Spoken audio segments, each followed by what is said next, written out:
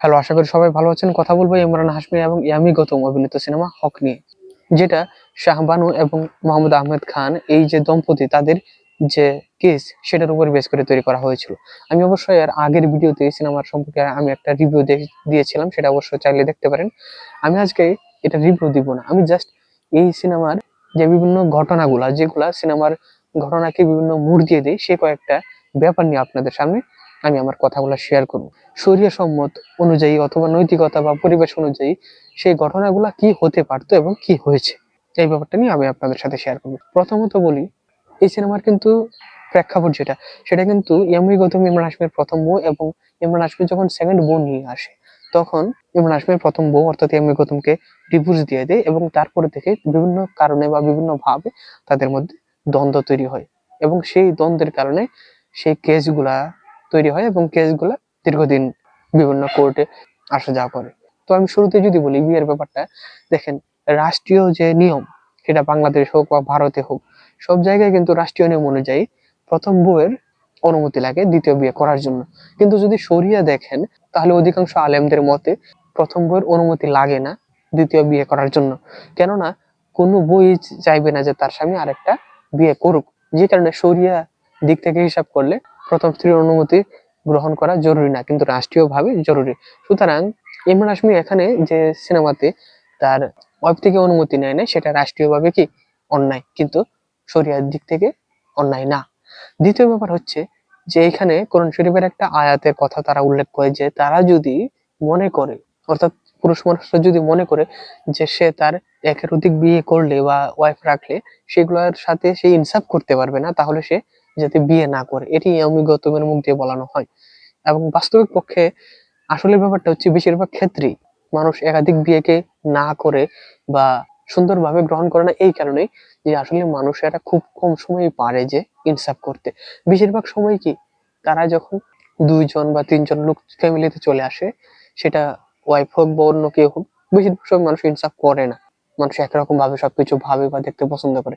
এখানেও যদি আমি বউয়ের কথা বলি, বউয়ের ক্ষেত্রে বেশিরভাগ পুরুষেরা যাদের একাধিক বউ রয়েছে তারাও বেশিরভাগ সময় ইনসাফ করে না, যেই কারণে বর্তমান সমাজের অবস্থা অনুযায়ী একাধিক বিয়ে না করাই ভালো।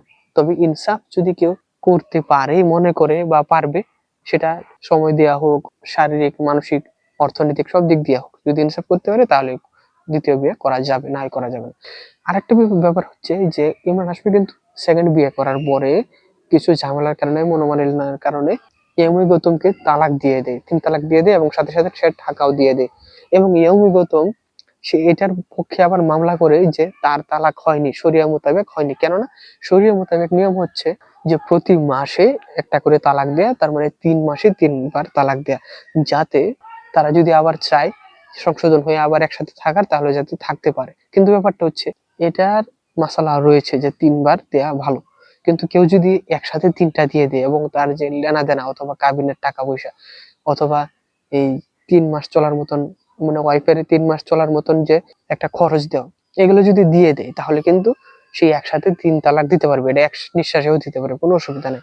কিন্তু ব্যাপার হচ্ছে কি, সেই দম্পতির যদি সন্তান থাকে যারা নাবালক, তারা যদি ইনকাম না করে বা ওই ফ্যামিলিতে যদি ইনকাম না থাকে মায়ের অথবা বাচ্চাদের, তাহলে কিন্তু অবশ্যই যতদিন পর্যন্ত বাচ্চারা সাবালক না হবে ততদিন পর্যন্ত বাবাকে সেগুলোর খরচ দিতে হবে। এইখানে ইয়ামি গৌতম অর্থাৎ বাস্তবের যে শাহবানু, তাদের যে এই যে লড়াই করাটা, যে তালাক হয় না কারণ নিয়ম অনুযায়ী দেয় নাই, নিয়ম অনুযায়ী যদি তারা মনে করে তাহলে কিন্তু দুটোই ঠিক। কিন্তু ব্যাপার হচ্ছে অধিকাংশ আলেম যারা রয়েছে তারা অধিকাংশ সময় মনে করে যে একবারে 3 তালাক দেওয়া যাবে যদি সে খরচ টরচ দিয়ে দেয়। তবে কিছু কিছু আলেমের ক্ষেত্রে এটা বলে থাকে, মানে তাদের সংখ্যা কম যারা মনে করে যে প্রতি মাসে একবার দিলে সেটা ভালো। আর আরেকটা ব্যাপার হচ্ছে যে এইখানে সিনেমার শুরু দিয়ে দেখিয়েছে যে তারা মুসলিম লর অনুযায়ী বিভিন্ন কথা বলতে চেয়েছে বা বিভিন্ন ফয়সালা করতে চেয়েছে, কিন্তু সেগুলা তাদের পছন্দ হয়নি। আমি গৌতম বা বাস্তবের শাহবানু এদের পছন্দ হয়নি, যে কারণে তারা কোর্টে গিয়েছে। এখানে আরেকটা বিষয় হচ্ছে যে ভারতে হোক বা বাংলাদেশে হোক বা সব দেশের কিন্তু শরিয়া আইনগুলা নর্মালি বা রাষ্ট্রীয় হিসাব করলে এগুলোর মধ্যে কিছু ডিফারেন্ট থাকে।